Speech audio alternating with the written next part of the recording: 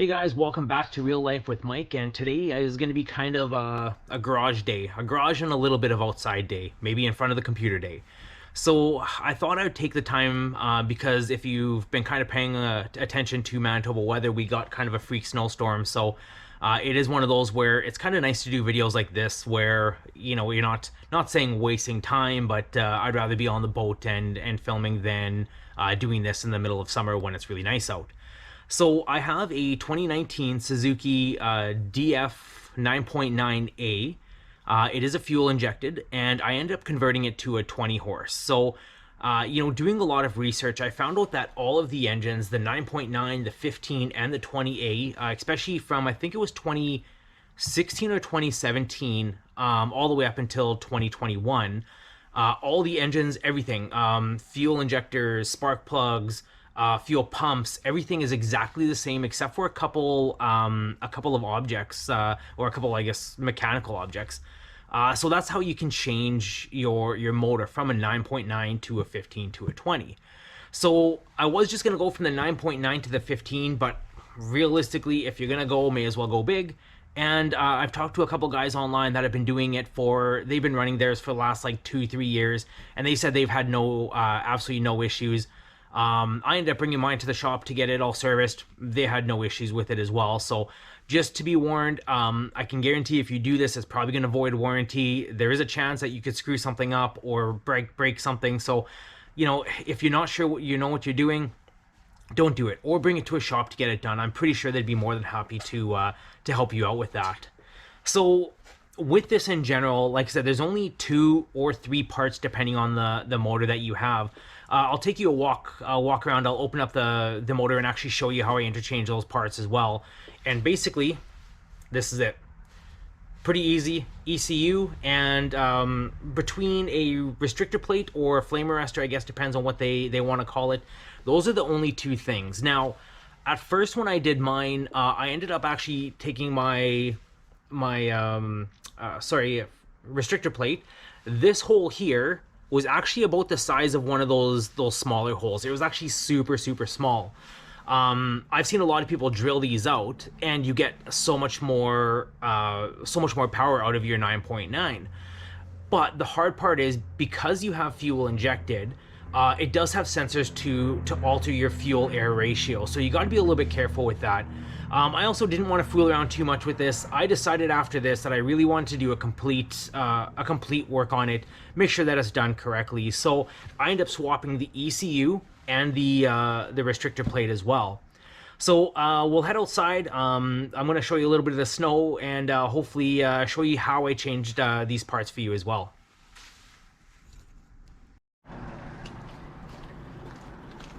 All right, so as you can tell, there's a whole bunch of snow. So that's why we're doing this today. It's actually really nice outside. It's starting to really warm up, so hopefully we can get back on the water.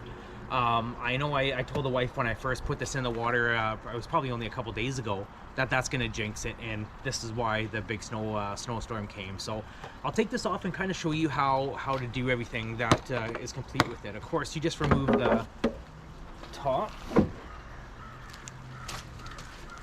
Just here to give you a better view of it.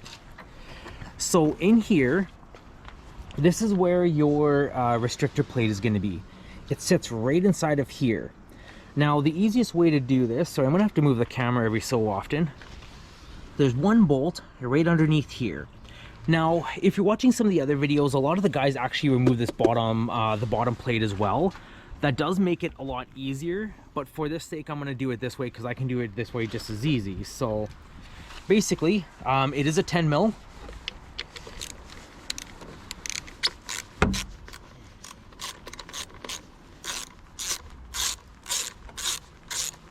Pretty easy bolt to get through. Like I said, in the video I'll post later on, I'll kind of go through the website and show you the ones I used and stuff like that as well to make it a little bit easier. So that bolt comes out. You can unclip your air hose as well.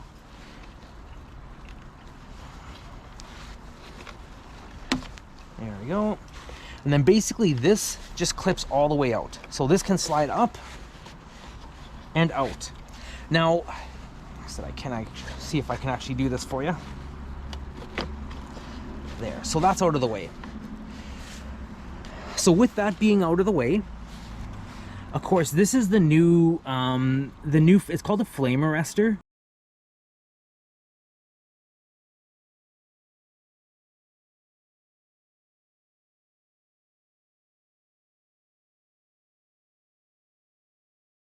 And silencer seal. So of course, this is the old one, and this is the new one. It's not the funnest to take in and out, so I'm gonna leave it where it is. It's not terrible. Basically, this rubber just slides right out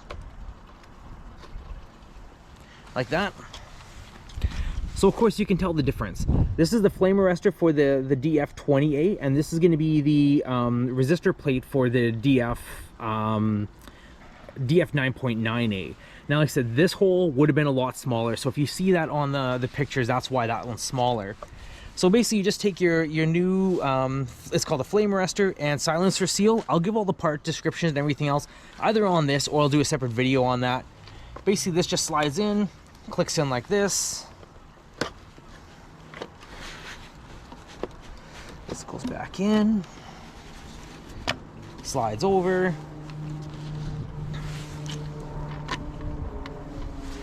put your bolt in and tighten it up.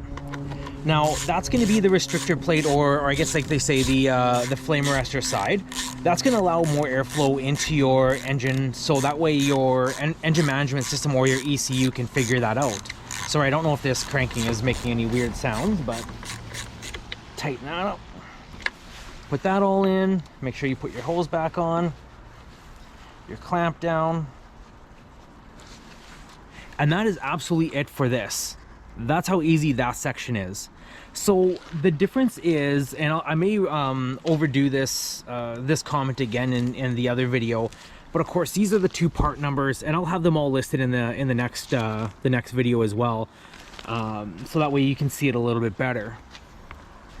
The only difference is the restrictor plate to the flame arrestor has two parts, and the restrictor plate only has one, so that's where it's a little bit different. Sorry, the camera's a little bit crooked there. So with this, the other thing you need to do, of course, this is my old restrictor plate, is your ECU. All right, so now that we got that side done, we're going to be working on the ECU. The ECU is pretty small, pretty easy to put in. This does require to take this side off. You don't have to, but it does make it a lot easier to do so. So I'll kind of walk you through and show you how to do that as well. So if you look at this one, this is the original one that comes off the DF 9.9A. The part number is 33930 89L50. I'll do, like I said, a different video on the actual website and walk you through that as well. So that's going to be from the 9.9, and when you get the one for the 20 horse or the 15, and I'll label all those parts in there as well, this one here is a 33930 89L30. So that's the different in part. So all this does is, if you have this the cowling off, you basically just take your wire clip here, clip that down, this just opens up, and this actually just pulls right out and up. So it's super easy to do as well. There's really no messing around with it.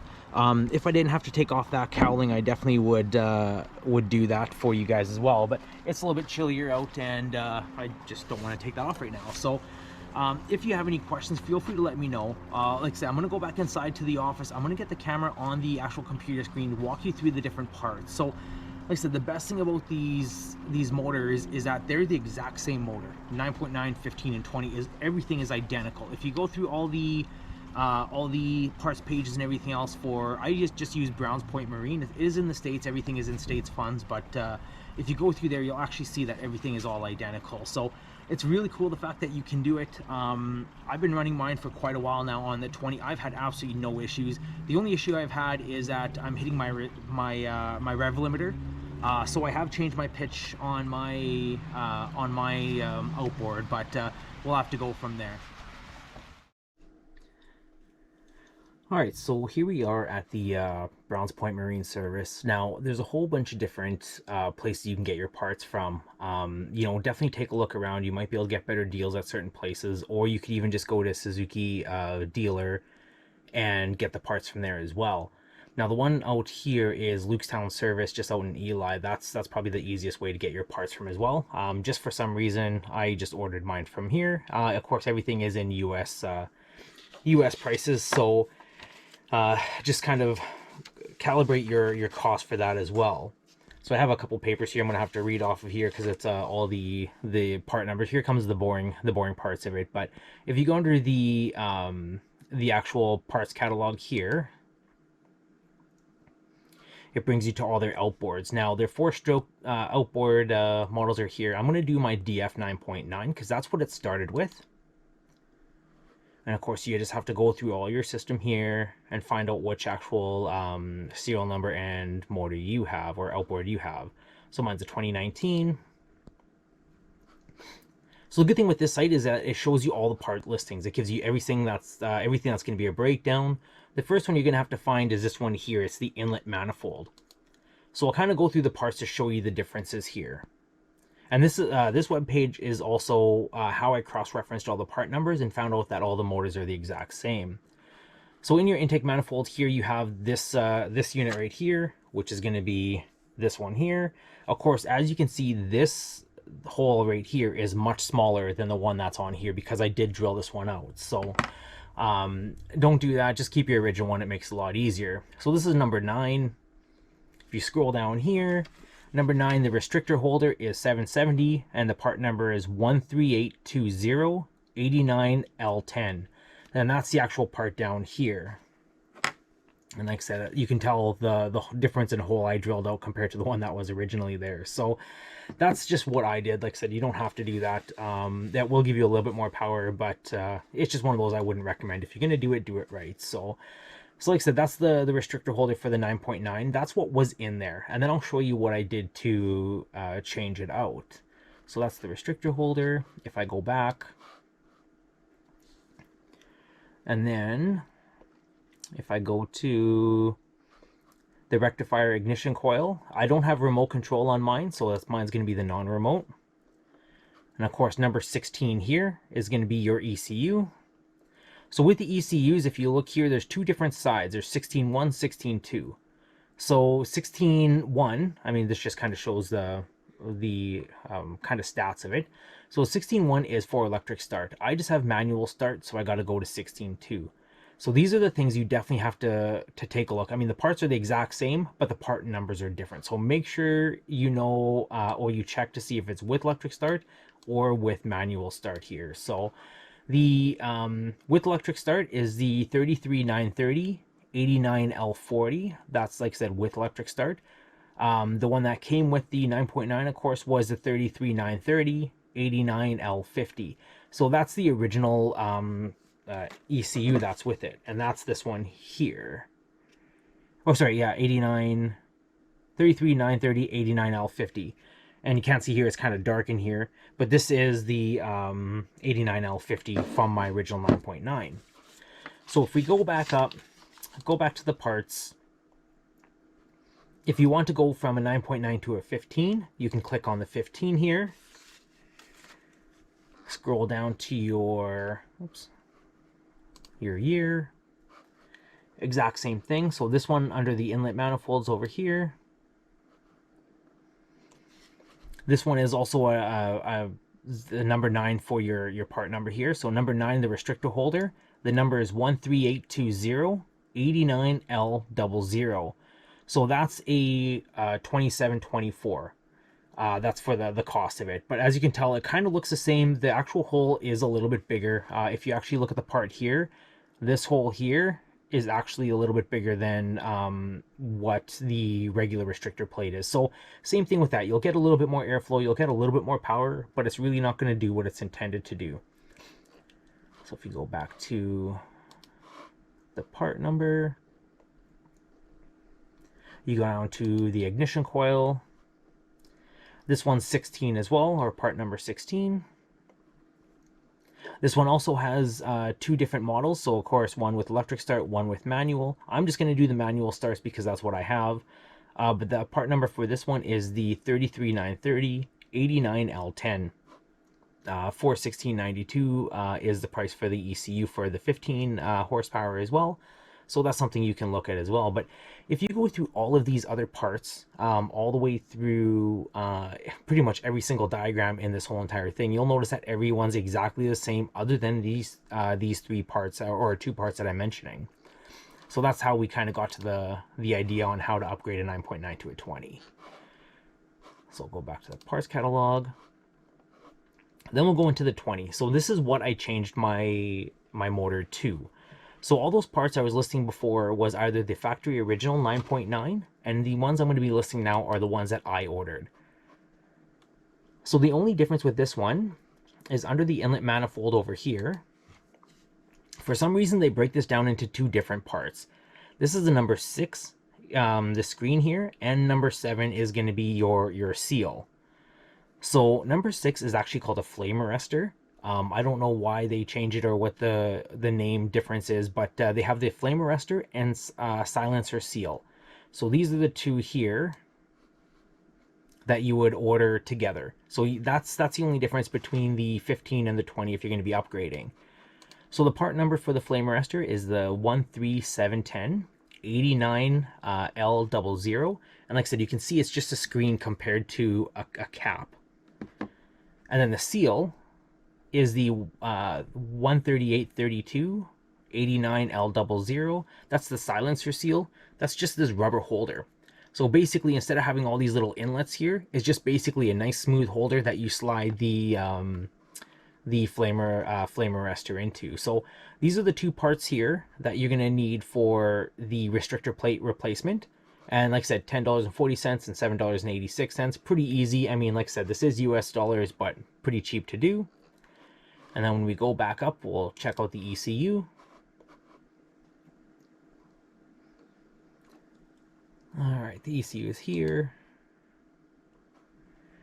And that's also a number 16 on the diagram. We go down, same thing with all the other ones. It does have two different units. One is going to be for, of course, electric start, one's manual start. The price really is the same all the way through. It's just they're probably kind of consistent all the way through. So like I said, I'm just gonna go with the manual starter because that's what mine is the 33930 89L30. So that's the exact same ECU that I replaced in mine as well, and that's for $17.95. So it's really hard to say on what you're looking for. You could definitely do some price comparisons. I actually can't remember what I got my outboard for. The 9.9 I think was like $3,100, and I think the 20 horsepower would have been 4,700 or 4,800. So when I'm spending $500-600, you're looking at around $3,700 for my motor compared to, you know, about 47. So you're saving about $1,000, and there really is no difference. But I can't explain enough how important it is to make sure you do your research, maybe even check with the dealer, see if they recommend that at all. And of course, you will have to probably buy a different prop because your excuse me, your prop for your 9.9 won't be even close to what the 20 is. So you're probably going to hit your rev limiter on there as well. So other than that, like I said, this is the easiest way to check it out. Like I said, you can double check all your parts, do your research on this as well. And I'll just kind of open up this here. So of course, this is my actual order from Browns Point Marine. So you can see my flame arrestor, 13710 89L00 for the flame arrestor, $10.10. The 13832 89L00 is for the silencer seal at $7.64. And then my ECU is 33930 89L30 is for the 20 horse. So this is all the only thing that you're going to need to, oops, highlight that all. Whatever, I'll just highlight that. So this section here is all you're going to need to swap your 9.9 to your 20. So hopefully that helps. Like I said, there is a whole bunch of other videos. You know, it's one of those where it's kind of a known but unknown thing that you can do with your with your Suzuki outboard. So do some research. I don't know anything else about Yamahas or Mercury's or whatever else. A lot of them I heard you can change restrictor plates to get a little bit more, but like I said, I'm not outboard mechanic, so don't quote me on that. In general, like say, keep safe, make sure you know what you're doing, talk to some reps, talk to outboard mechanics, see what they think as well. But this is what I've done. It's worked very well for me, and hopefully if you do it, it works well for you. I'll kind of keep in tune on how I've done everything. You can always check out my other video I have on the page here. It does show my top speed. I was going against wind, and it was pretty kind of rough that day. But I did hit 40 kilometers with my GPS speed monitoring system there. So take a look at that. Like I said, if you have any questions with this, feel free to leave a comment. I'll definitely see what I can do. But like I say, do your due diligence, check to make sure everything's operational. Make sure that that's the right thing to do. Check all your parts when you're ordering it. And other than that, stay tuned. And until then, keep it real.